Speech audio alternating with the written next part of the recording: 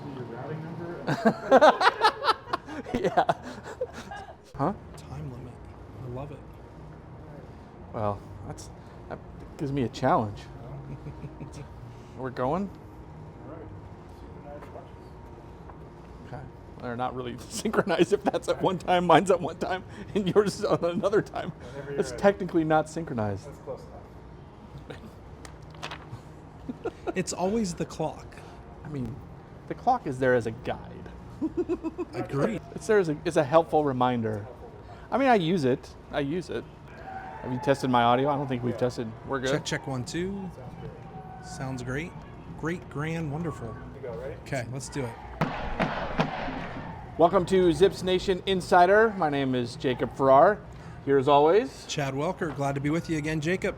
Chad, what's going on this week? Anything of note? Yeah, absolutely. We've got some wonderful results from our men's soccer program this past week as they headed to Virginia Commonwealth last Thursday, got a 3-0 victory. Some Zips scoring their first goals in an Akron uniform. Then they come back home on Sunday and get another result against Northern Kentucky, where they won 1-0. Remy Agumbiade gets his first goal this season. Excited to see what he does off the bench for the men's soccer program. Women's soccer went 1-1 last week. Unfortunate result down in West Virginia in Morgantown, but then they came right back home and defeated Southern Indiana 5-3 on Sunday.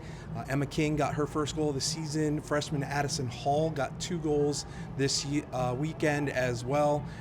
Great effort from the women's soccer program.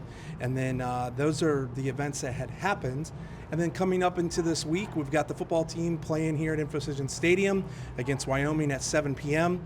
Men's soccer will be having their whiteout against West Virginia tomorrow at First Energy Stadium. Big top 25 matchup between the Zips and the Mountaineers. Women's soccer will be in action on Sunday at 1 p.m. against Green Bay. Men's soccer will be back in action on Monday against Cleveland State.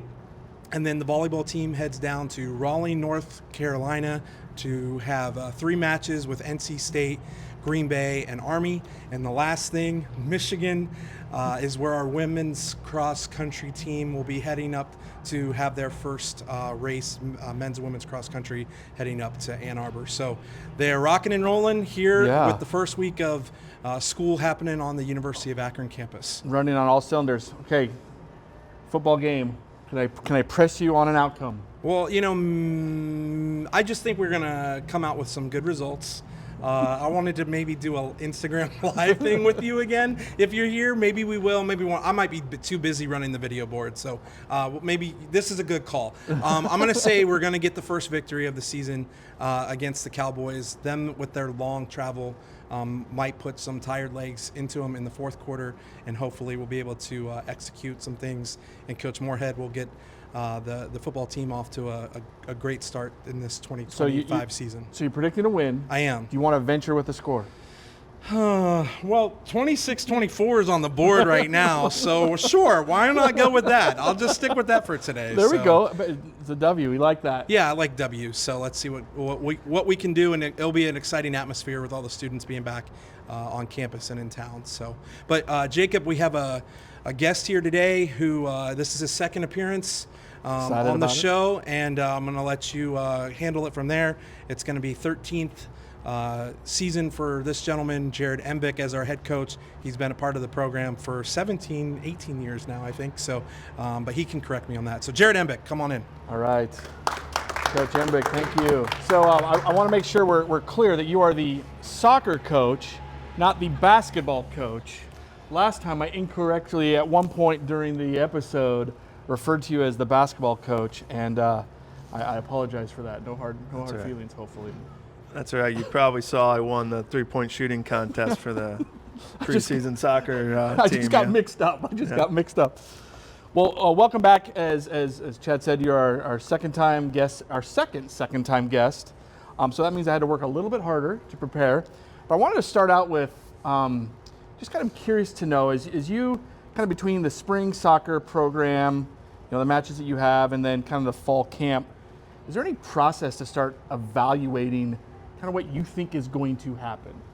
And as far as maybe even look at the schedules and say, okay, that's winnable. I mean, I don't know if that's unfair to ask you that, but I'm just curious how do you start evaluating what you think will happen during the season? Yeah. Or is it just a blank slate? Like, you know what, I don't know. Yeah, no, good question. I think we knew at the end of last year we were losing, 7 starters, and process was we wanted to get, with 4 returning starters, could we get to, where we felt like we had 7 or 8 strong starters at the end of the spring, and then use the spring transfer window to maybe bring that number up.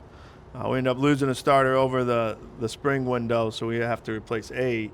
But I felt like we did really good work with the players that came in January. So January we wanted to focus on what do we have with this group, what can be their identity, and then play some games, see who steps up, feel where strengths are, and then use that spring transfer window and whatever with high school recruits to kind of finalize the best team we can make for the fall. And a lot of emphasis was having guys that had multiple years of eligibility left. So, we kind of look at this as like a 2-year window, and this is year 1. And then hopefully we can put ourselves in championship situations, but if not, we feel strongly that the future is secure, and then that next year can be even better than what we can make this year. So in the back of your mind, you have an idea of what you think the team can do. Is that something that you try to do every season? So I guess what I'm getting at is so last year was fantastic. You had a great last season. Yeah. Just curious if that expectation, if underperformed, overperformed, or right what you thought, kind of put an end to what happened last season. How do you feel like it went at the end of, because the last time we chatted with you, I think there was 2 matches left: the Princeton game and then the Indiana match, in the NCAA tournament. So I'm just curious, how do you feel like last year ended? Yeah, I thought we ended really strong, and I felt like we had a team that could have made a run to the Final Four. Part of the NCAA tournament difficulties, you got to have some luck, and we ended up losing 2 starters to injuries in the game when we were winning 1-0, and we ran into some inexperience there that I think caught up to us against Indiana. So I felt like we could have gone further, had the capabilities of going further, but you got to have a little bit of fortune in that moment. But I thought we were on path to what we could have achieved. Got it. Okay. Because I don't think it's fair to say they underperformed or over. I'm just curious what that process looks like.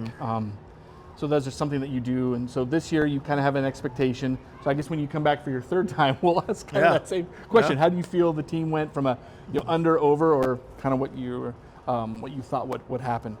So let's talk about just kind of the off season. Last time we chatted, you went through kind of the off season process. Curious if it was any different this time, but I'm also wondering, what do college soccer players do during the summer? Like, I don't know, is there? I know in baseball there's summer leagues. What do they do during the off season? Are they on campus? Yeah, we have guys throughout the country. Some on campus. We had some play locally in the USL League 2, which is with Akron City. And Cleveland Force, and then we had guys in Michigan and Virginia and St. Louis, all throughout the country, and they kind of play summer ball. Some of the international kids, if it's their first year over, we usually have them go home the first year, and they train from there. And but we kind of identify, what we feel they need to do in terms of minutes and role. Do they need to be a key player? Do they just need to play? So there's some specific things your staff says, okay, during this off season or the summer play, here's what we kind of want you to work on then? Is that? Yeah, we try to set them up with some situation where we feel like they're going to come back better, more confident, ready to go. And sometimes it works out perfect. Sometimes it doesn't, because you don't make the decisions for those clubs. But ideally, we want to put them in a situation where they're going to be ready to go when they get back. So how do you keep tabs? Do you travel? Does your coaching staff kind of go and watch, or what's that process? Yeah, no, we don't go and watch a whole lot of games, mostly because of family, but we tend to watch a lot of the games on stream. So we'll, usually I'll get 2-3 views over the summer of a guy, and then obviously Akron City, I come out and support and watch those guys a little more.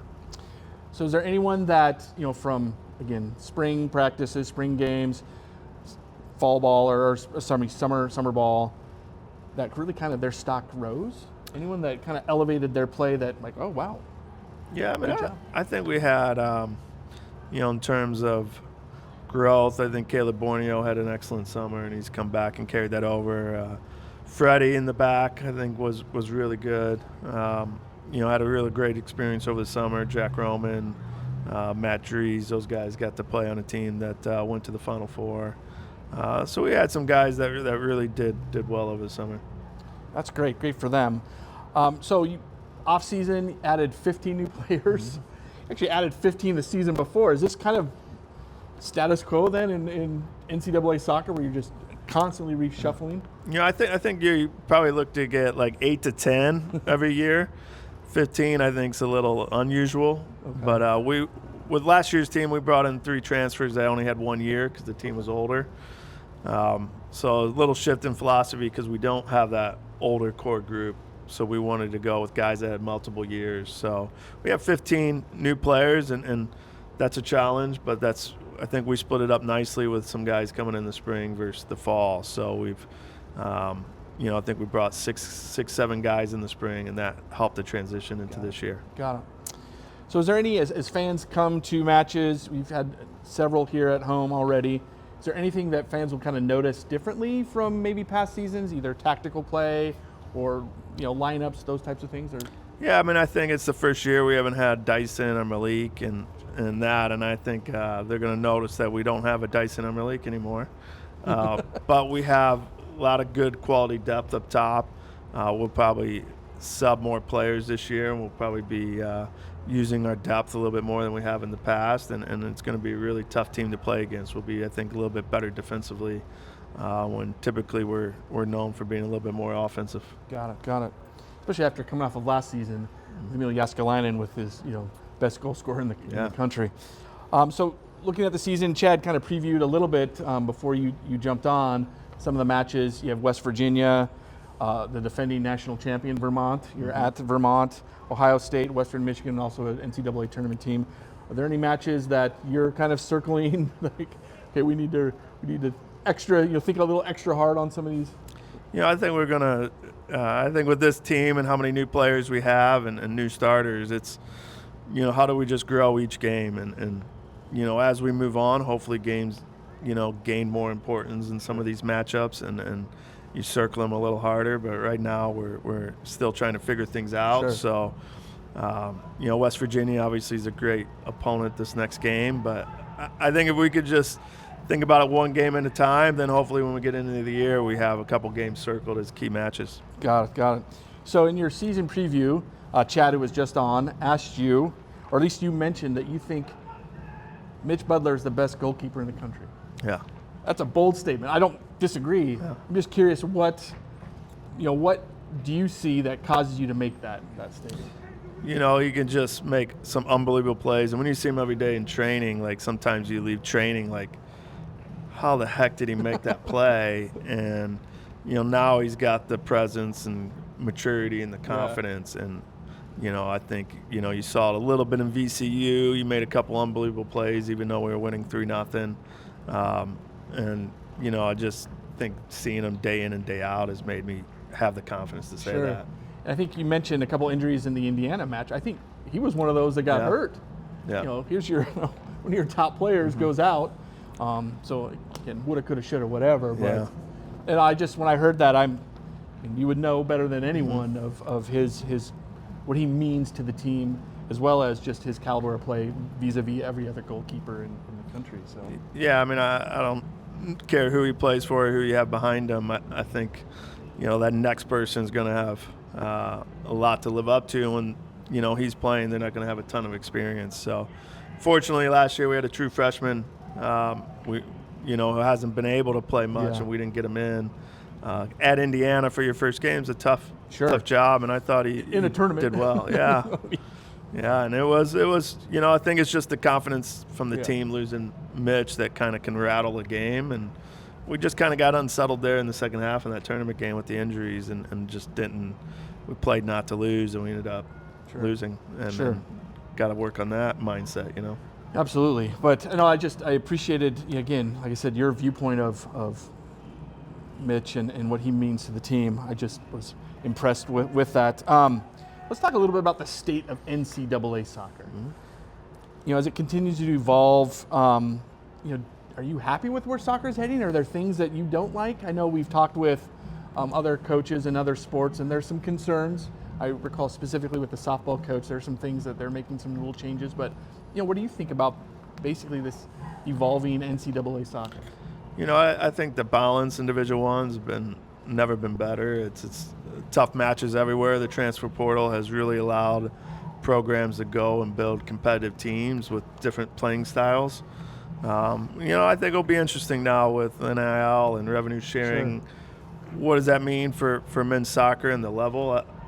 I don't really know if that's going to improve the level or not, but with the portal, so many good players out there that I think you can see with Vermont, teams like that have been able to build some really good teams and programs. And, I think every sport in college is trying to find a way to improve, and men's soccer still has some things we got to do. And hopefully we can accomplish that as a group of coaches. But, I think the biggest complaint we have is just quick turnaround in games and lack of preparation that maybe takes a high-level game and makes it a little sloppier and not as good, and players maybe accumulated a few more injuries. I think if we could figure out a way to lengthen the season a little bit, I think the quality of the games would be a lot more entertaining. Sure. Well, we're here with Coach Jared Embick of the men's soccer team here on campus at the University of Akron. One of my favorite things about the team is reading through the roster and the countries that are represented. So Ireland, Germany, Slovenia, Portugal, Canada, Hinckley, Ohio shows up. I just love that you just read through Canfield. We got someone from Canfield. These small little towns here in Northeast Ohio, with mixing with players from these countries that, again, these soccer powerhouses. I'm just curious about just kind of, do you think about that balance of where your talent is coming from, or it doesn't matter? Talent is talent. If you're from Hinckley, if you're from Portugal, we want you on the team. I think most important, we try to keep a core group of Ohio Northeast kids that understand the program and the importance it is to the school and the community. I think we've always tried to, find the right guys here. Sure. And then once we say, hey, we got the guys we want from this area, then it's just talent is talent, and you go find the best players that fit your needs and what you're looking for, and find them wherever.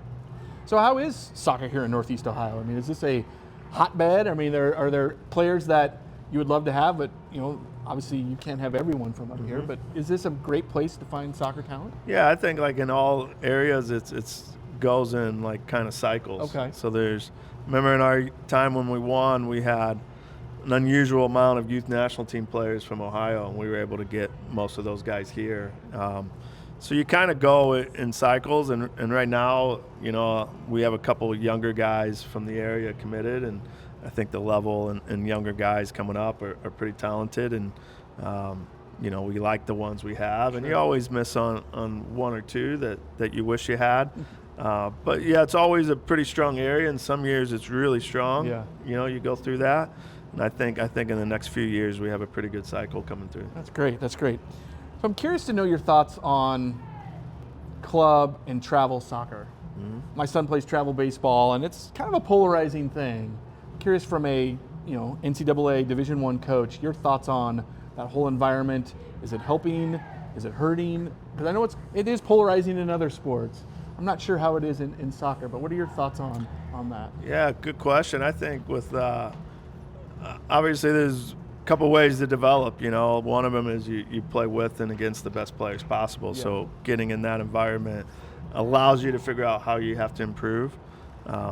Obviously, when you take away the other things, the travel and the cost, it can make that decision difficult for people. But generally, my advice for parents and players is, look, if you're at a certain level, doesn't matter what level club, if you've been the best player on the team or best 2-3 players on the team for a while, you need to go to another level. Okay. Or you're going to stagnate. If you're struggling at that level, not playing a whole lot, don't be afraid to go down a level, get that playing time, get that confidence, because development isn't linear. It's not like, hey, you go here and your next step is here. It doesn't work like that. You need to play and you need to compete, and you're going to hit a growth spurt at some stage. You might finally click and love the game a little bit more and work harder. But it's hard to love the game if you're not playing. Sure. You know, you get frustrated and get down and you kind of give up early. So I always tell people that's my best advice. And if you're somewhere in the middle, then you kind of, you know, you can have a choice to make on the middle. And, you know, playing with friends is sometimes a way to keep the love of the game going. But if you're ever going to be a really good player, you gotta love the game and you gotta love playing it and training it. Because once you get here, it's going to be huge part of your life, Sure. and Sure. you're not going to choose when you're training or not. You're going to be told when you're training, and it's going to probably be more than most people want anyways. Yeah. So, Yeah. you know, I think with club, it's, you know, if you take finances aside, I would make decisions strictly based on how I feel about their level at that Sure. league, that team, and that. But when you take in costs, like, you got to make decisions. That's part of it, and then Yeah. you bounce it out the best way you can. Sure, that makes sense. So we often ask our guests, both coaches, student athletes, about rivalries and specifically the Kent State rivalry. As we know, Kent State doesn't have a men's soccer program, and I'm curious, you know, does that help the program not having that local, I mean, basketball players, we had the women's soccer players, and they were very adamant about their feelings about Kent State. You don't have that in men's soccer. I don't know even if there is a true rival that we have. I mean, Chad and I were talking before we started recording that maybe it's Ohio State, maybe Xavier. I don't know. What are your thoughts on both not having a rival with Kent State, which is completely out of your control, obviously, but also, do we have a rival here at Akron? Yeah, no, good question. And, you know, I don't know what it would be like with Kent State. So I don't know. You always like the rivalries because it always adds something. And throughout our time in the MAX, there's some different teams that Sure. you wouldn't call them rivals as like, hey, we feel like you're on the same page. It's like the rivalry comes because you just hate them. Yeah. And they hate us. Yeah, I can think of, I don't know, BG was one where it always got chippy. Yeah, I mean, pretty much by the end of our time in the MAC, it was all of us against them, and they hated us, and we hated them, and it was like a divorce ready to happen there. You know, I don't know. I mean, Ohio State obviously last year was a good team, and I think just from where they are, that's a good one for us. Xavier in conference, I think, has potential to maybe develop in one. Georgetown, obviously, on the other side, I think Georgetown is like, hey, who's the, Yeah. you know, we want to view it as who's the alpha dog in the conference. Sure. But yeah, there's no one where, like, we circle every year, and I think Ohio State's the closest because, you know, if we're going there and we're playing here, I think you're going to have a good trading of fans Yeah. coming and 100%. traveling. That's probably the closest thing we got. But yeah, it's you know, I'm pretty sure in the Big East we'll accumulate some hate games here coming up, but it's been pretty friendly so far. Sure. You know, you mentioned Georgetown. I think when the schedule came out this summer, a good friend of mine's a season ticket holder, and we were talking about not seeing Georgetown. I think a lot of us were hoping that, you know, last year you went there and hoping to be able to see Georgetown play here. So is that, I mean, are we guaranteed then to see them next season? How does that work within the schedule? Yeah, unless something happens with like realignment, then next year Okay. they'll come to us. Usually the other bracket, we play 2 out of every 4 Okay. years. Sometimes it could be back-to-back, but the way they did it, it's every other year with Got it. Georgetown. You know, Georgetown coach obviously talked about, you know, if we didn't think it would look terrible for the conference, we would schedule each other the 2 other years as a non-conference game. But, you know, we're just unsure if the Big Sure. East would love that. But, Sure. you know, we love competing against each other, and obviously last year we split, and both really competitive games and fun games to watch. So this is the part where we talk about hometown pizza. Last time, if you remember, Emos, talked about Emos Yeah. and Provel cheese. So I did some homework for you. Did you know in Ohio there are 2 pizza places that have St. Louis style pizza? No. One in Sandusky called Archie's, after the Arch. Yeah. And then the other one is on its way to Cincinnati called Roscoe's in Corbin, Ohio. Wow. So I did some homework for you. You ever get that feeling of like, Yeah. I need that? I think you mentioned specifically cheese sticking to the roof Oh, of your yeah. mouth. Yeah. So next time you head towards Toledo, stop in Yeah. or I guess if you go out to the amusement park, you can Archie's. But you've lived here in Akron, I think Chad said 17 years here on campus. Yeah. What's your favorite pizza place here in town? Do you have one? It used to be Pavona's, and then that kind of went up. You know, trying to find one. So right now we kind of go to Antonio's. Okay, It's sure. probably our next best one. but I've heard some good things about a place in Cuyahoga Falls. Is it Matuli's? Take The the Checos. Okay. I think it's the Checos, Checos, yeah. So you're shopping around. So if there's a pizza Yeah. place, we have an NIL deal Yeah. for the coach. Let's get you a little Yeah. sponsorship. My 2-year-old daughter doesn't, she's about to be 2. She doesn't eat much, but she loves pizza. Pizza. There we go. So we usually try to have it once a week for her. Sure. We also, last time, next level superstitions and rituals. Yeah. You set the bar, not only the breakfast place, but the candy and the amount on the receipt. Yeah. I mean, it is the stuff of lore. We've interviewed, I think we've had 30 some episodes. No one even matches what you guys do in soccer. Yeah. So my question then is, are you still at First Watch? Yeah. Because first you had to switch. You had to go to First Watch. We have, yeah. So anything new for this season? Any new rituals? Man, we've been working hard on trying to not be as superstitious. So this preseason, we had 3 home games and 1 meal. We all looked at each other. We're like, look, let's just try something new. But since the regular season started, we've been back to normal. Okay. Normal being First Watch, not. Yeah, we're at First Watch, and we're back to like set meals. Okay. But we've been trying hard to try and change some of that, but it gets so hard to do that when we've been successful with it at First Watch, at least for breakfast. I get it. No, it's just like I said, as we've been interviewing folks, it's just been trying to compare to, again, stuff of lore, next level superstitions. Love it. All right, this is our rapid fire segment. So, Coach, the first thing that pops into your mind as I go through some of these questions: do you watch professional soccer? Yes. Do you have a favorite team? Yeah. Arsenal. Arsenal. Other than soccer, what is your favorite sport to watch? Hockey. Hockey.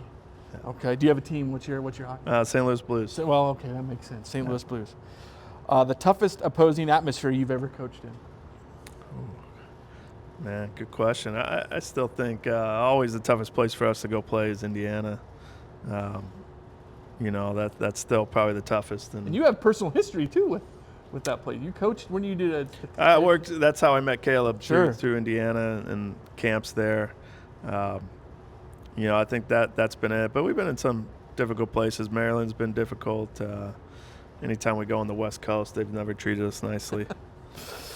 All right, one word you'd use to describe this year's team? Tough. Oh, that's good. Okay, this is one I heard on another podcast, and I wanted to ask you.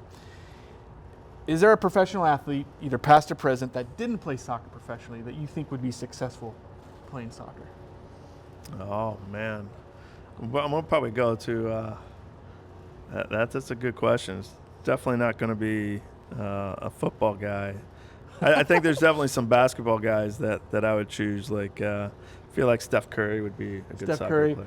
I heard Allen Iverson played high school soccer, and that's the one that in that podcast I was listening to. That was one of them that they Yeah, I feel like a point guard would translate well with quickness and the ability to think quickly. Yeah.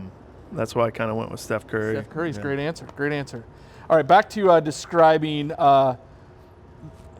words to describe. So if you had to describe Akron soccer in 3 words to someone that's never been to a match, what would those words be? In terms of how we play or in terms of the program? Just the program, the atmosphere, what goes on here on campus. First thing that came to my mind was top-class program. Top class program, 3 words, perfect. So my final question for you, recently, earlier this month, legendary Stu Perry passed away, the father of Akron soccer. Actually, I read this morning that his first win, do you know what his first win as a coach was against?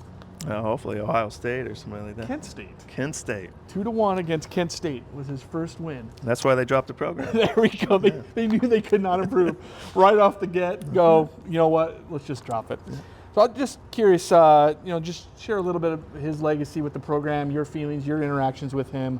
Love to get your thoughts on Stu. Yeah, I mean, I think obviously I've known Stu now for a long time and had a lot of conversations, but I think you really learn about someone when you talk to people that have worked or played for him. And anytime you've talked to a player that has played for him, they talk about obviously his ability to inspire their work rate and believe in them and be there for them when they're going through difficult times and just outside of a coach, just what a great man he is. And that was proven when we had a lot of them come back when we honored the wall. And I think any legacy as a coach, outsiders always think about the wins, losses, accolades, but the true one is the people that he's touched and have reached out to us, even as a program that has said, hey, just thank you for believing in me, and you taught me what hard work and never giving up means and all that. I think that is obviously the true legacy of a coach. That's awesome. That's awesome. Thanks. All right, final question. Any final thoughts to Zips Nation as you get going in this 2025 season? Yeah, I mean, I think it's go time. It's time to get on the hill, get in the stands of football for anybody here, and get behind us. It's going to be, I think, an exciting fall, and when you get the community and the school and the students behind you, anything's possible. So big match on Friday against West Virginia. Fill the hill. I think that's the hashtag that we use for Zips Nation. So hopefully you get a good crowd, white out for Friday's match. Thanks, Coach. Appreciate you being on. Thank you for having me.